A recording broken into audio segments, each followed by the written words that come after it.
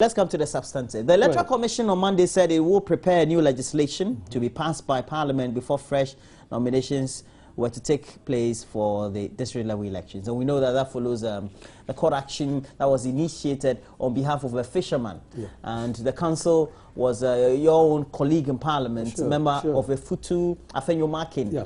Okay. What they also meant was that the election timetable had been set back in many respects. Yeah. But it means that we have to wait for another 21 days, then you have to initiate the process. That's right. Now, what do you think about the court case in itself? It was needless. It was unnecessary, honestly speaking, if people had listened. Because letters were written. The counsel for the fisherman, I remember him very well, just before he went on recess. He had been talking about it. He had been talking about it. I mean, Honorable Obiamwa had been talking about this thing. And I don't know.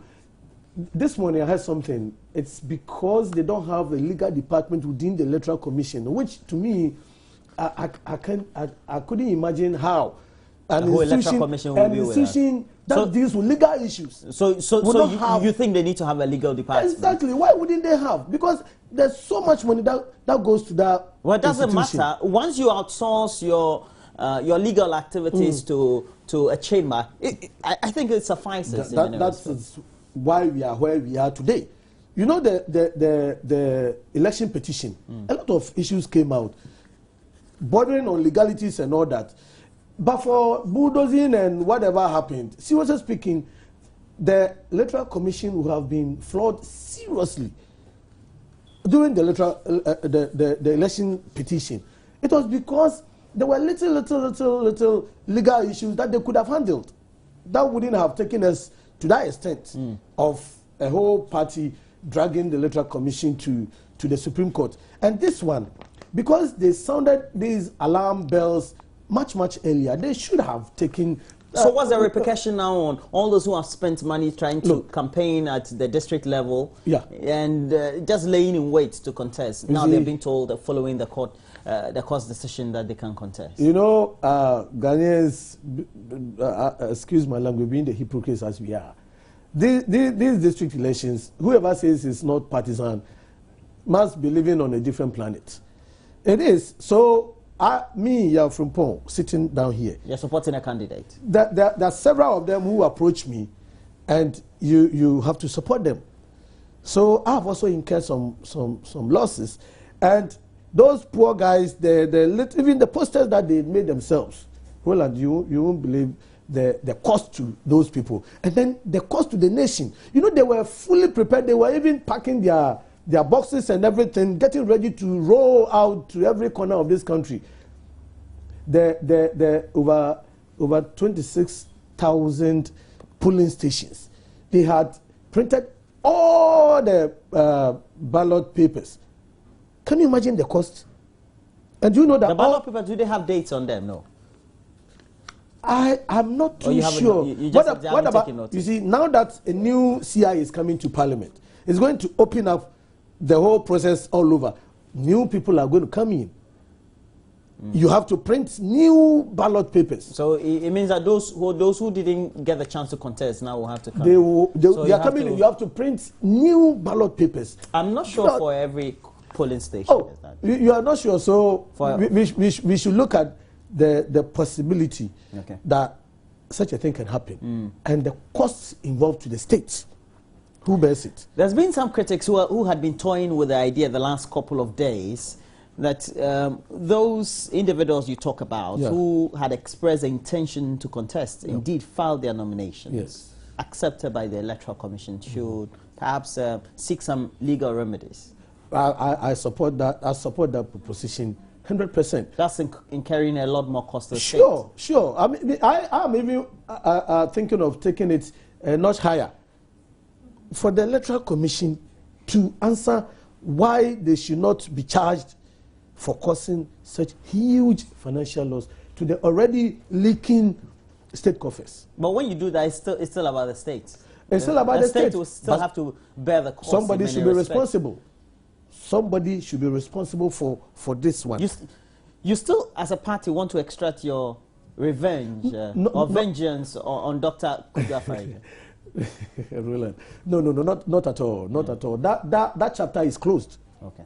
We've picked some good lessons that we're going to address in the coming elections. But for this particular one, let's say it is non-partisan, so we are not going to exact any justice on anybody or any revenge on anybody. What we are doing is that we think democracy is about rule of law.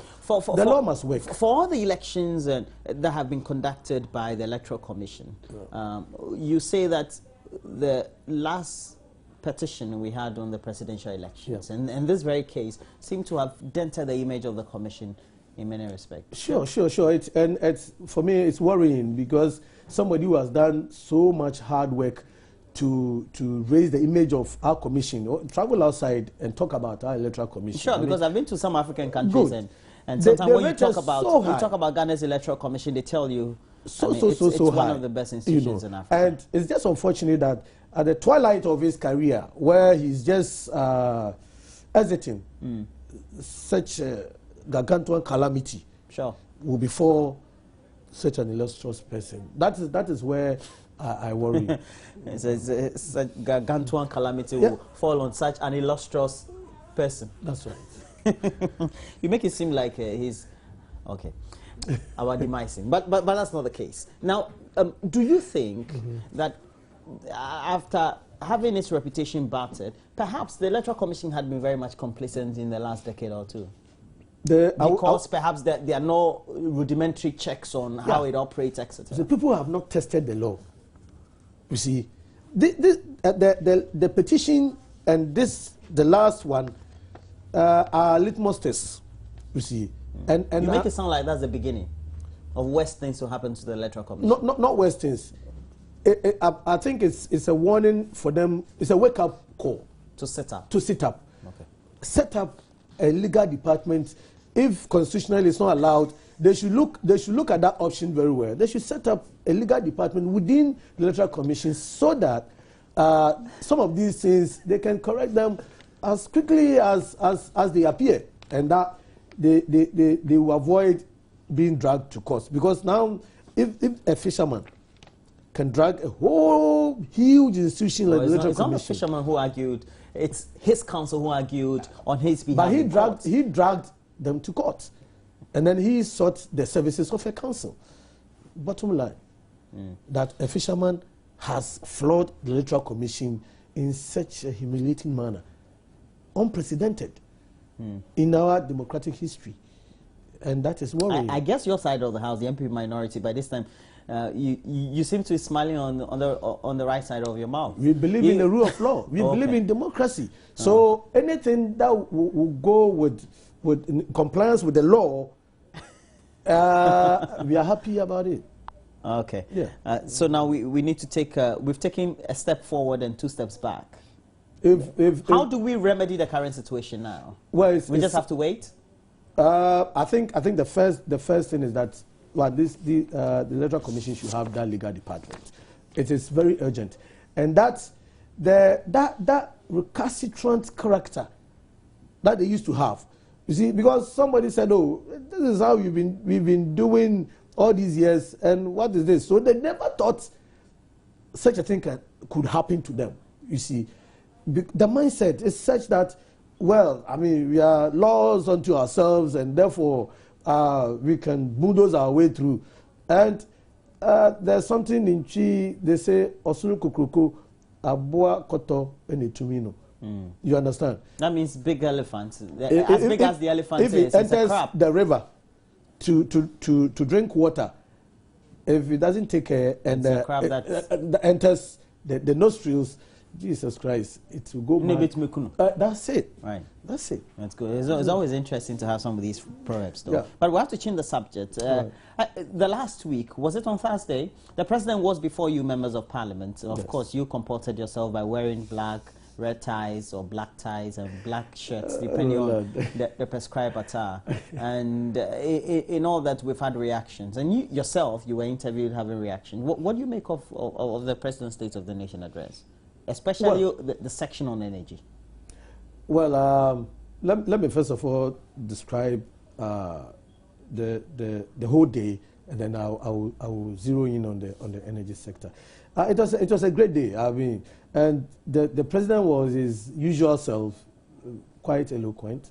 We allowed him to flow, and it's not to his benefit, but if sincerely, from the bottom of his heart, being a 12 years member of parliament, if he felt that atmosphere was the parliamentary atmosphere, I leave him and his conscience to it.